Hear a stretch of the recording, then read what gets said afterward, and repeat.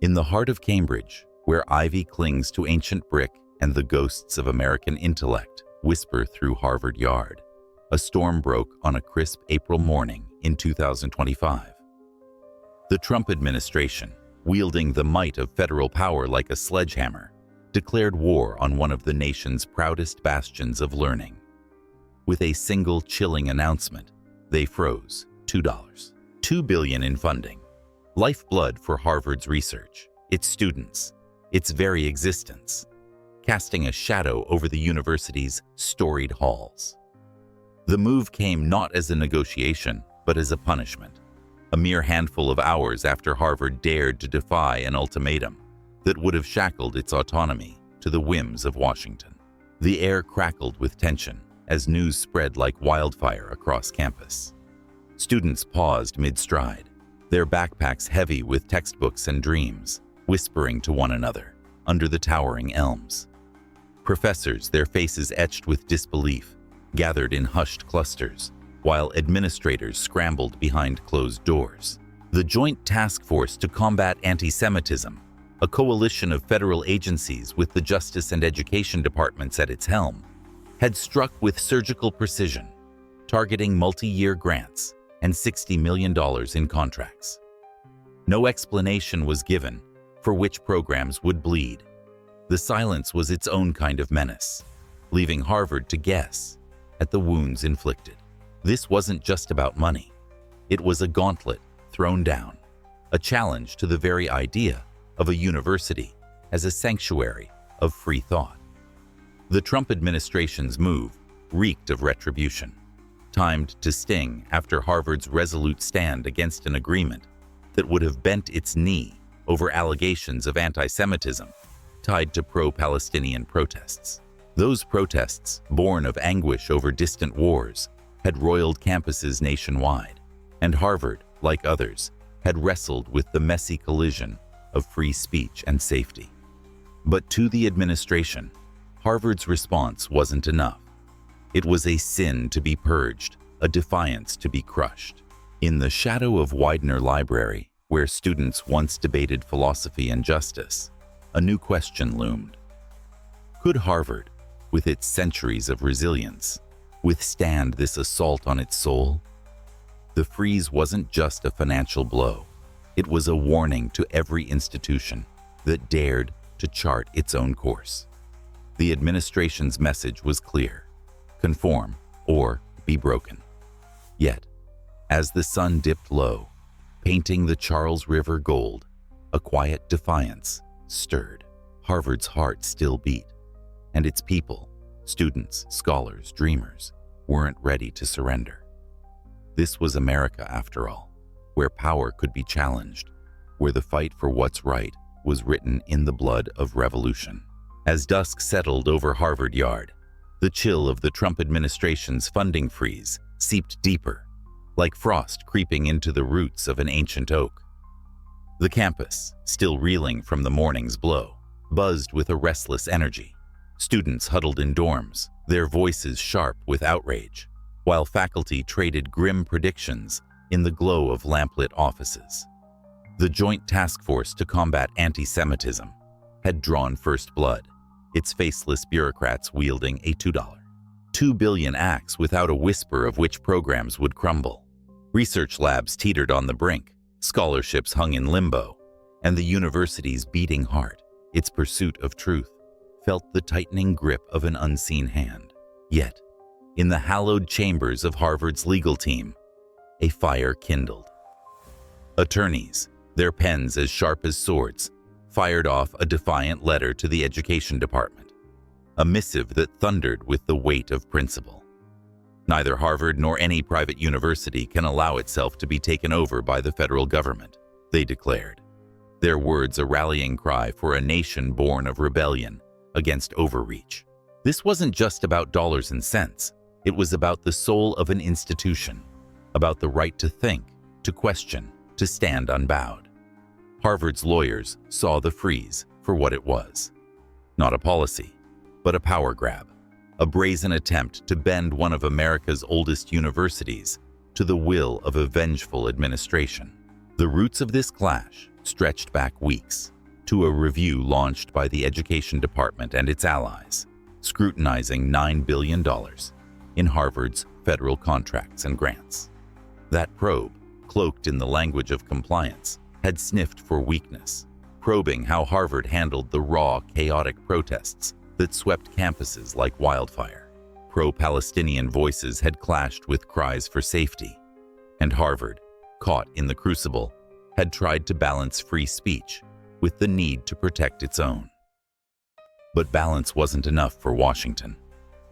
On April 11th, the administration had sent a list of demands, sweeping, audacious, suffocating. Change your governance, they ordered. Rewrite your admissions. Overhaul your hiring. Submit to our watchful eyes.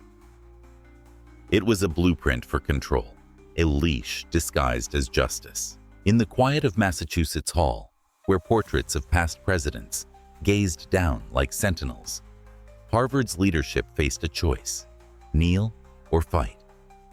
The attorney's letter was their answer, a line in the sand, drawn with ink and courage. Outside, the Charles River flowed on, indifferent to the storm. But within Harvard's walls, the air hummed with resolve.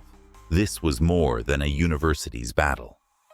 It was a stand for every American who'd ever dared to defy a bully, every dreamer who'd built something worth protecting. The administration's shadow loomed large, but Harvard's spirit burned brighter, a beacon in a nation wrestling with its own fractured soul.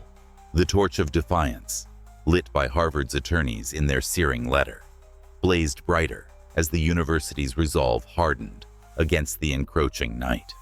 In the wake of the administration's assault, Massachusetts Hall became a fortress of principle, its oak-paneled rooms echoing with the fierce determination of a campus refusing to break. Outside, Harvard Yard pulsed with life, students chanting under starlight, their signs scrawled with pleas for justice, while professors stood shoulder to shoulder, their voices weaving a tapestry of outrage and hope. The Trump administration's $2.2 billion freeze had cracked open a fault line, but Harvard was no crumbling ruin. It was a living, breathing monument to the American spirit, and it would not yield. At the heart of this stand stood President Alan Garber, a scholar turned warrior, whose quiet demeanor belied a steel spine. In a statement that rippled across the nation, he decried the administration's demands as a violation of Harvard's sacred First Amendment rights, a brazen overstep by a government drunk on its own power. No government, regardless of which party is in power, should dictate what private universities can teach, he proclaimed, his words cutting through the fog of political posturing like a blade. The demands to reshape governance, to control who Harvard admitted and hired, to place federal overseers in its halls, weren't just policy proposals. They were chains, forged to bind the mind and muzzle the soul. Garber saw them for what they were, a direct assault on the intellectual conditions that made Harvard a beacon of free inquiry. Yet, even as he drew his line, Garber extended an olive branch, his voice steady with the weight of responsibility. Harvard, he vowed, would keep fighting anti-Semitism, not because Washington demanded it, but because it was right, because every student deserved to walk these grounds without fear. We remain open to dialogue, the university's attorneys echoed, their words a careful dance between defiance and diplomacy. They spoke of improving life for all in Harvard's community, of plans to heal and unite. But they were unyielding on one truth. The administration's ultimatums went beyond lawful authority, trespassing into realms no government could claim. This wasn't cooperation, Garber charged. It was coercion, a betrayal of the very freedoms America was built to protect. As Garber's words spread, they struck a chord far beyond Cambridge. Across America, in coffee shops and living rooms, people leaned closer to their screens, feeling the stir of something primal, a reminder of what it means to stand tall against a bully. In Harvard's defiance, they saw their own struggles. The worker pushed too far, the dreamer told to bow, the citizen staring down a system that forgot its place. The Charles River glittered under the moon, its current unbroken, and in its reflection, Harvard's campus stood resolute, a symbol of what happens when power meets principle. The battle was far from over, but in this moment, the university's heart roared loud enough to shake the heavens. The dawn broke over Cambridge with a defiant glow, as if the sun itself rallied behind Harvard's unyielding stand. President Garber's words still hung in the air, a clarion call that had set hearts ablaze. But the fight was no longer Harvard's alone. It was a spark igniting a broader reckoning across the nation. Beneath the university's soaring spires, where students and scholars braced for the next blow, a deeper truth emerged. Harvard's battle was a microcosm of a country wrestling with its own identity, caught between control and freedom, fear and courage. The Charles River churned restlessly, mirroring the unease that rippled far beyond its banks. Harvard's strength, Garber knew, lay not just in its resolve, but in its resources. A $53.2 billion endowment, swollen by a 9.6% return in 2024, that dwarfed even the mightiest of its peers. Yale's $42 billion and the University of Texas's $40 billion paled in comparison, their coffers no match for Harvard's financial fortress. This was no mere bank account. It was a war chest, a bulwark against the federal freeze that threatened to choke the university's dreams. In labs where cancer cures were born, in lecture halls where minds were forged, that endowment was a lifeline, a promise that Harvard could endure where others might falter. Yet, even with such wealth, the stakes felt existential, not for survival, but for sovereignty, for the right to remain a beacon of independent thought in a nation teetering on the edge of control. But Harvard was not alone in the crosshairs. The Trump administration's wrath had cast a wider net, ensnaring 60 colleges in a sprawling inquisition over alleged anti-Semitism.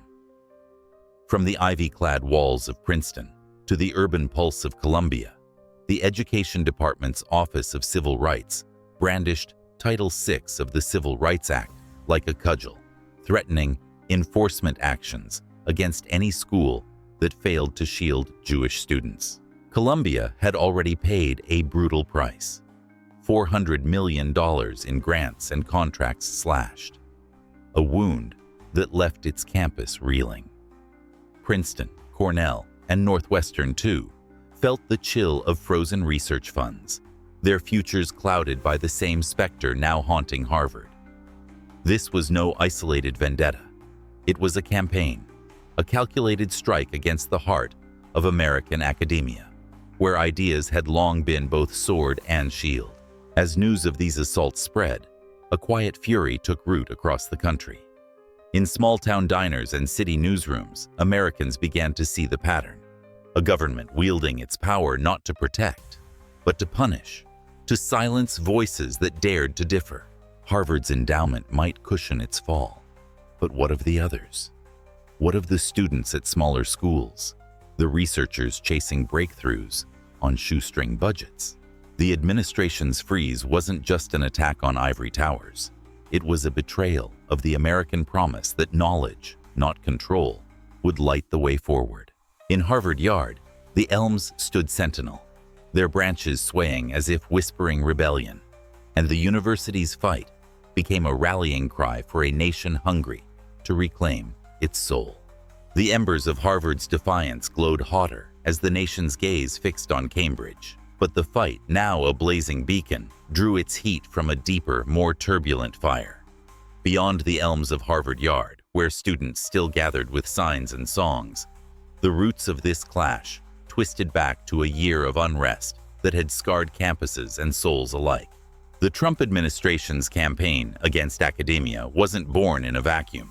It sprang from the chaos of pro-Palestinian protests that had swept America's universities, a wave of anguish over Israel's invasion of Gaza that had ignited hearts and divided communities. Those protests, raw and unyielding, had demanded divestment from Israel's orbit. but their fervor sometimes spilled into shadows, marred by moments of anti-Semitism that left Jewish students caught in the crossfire.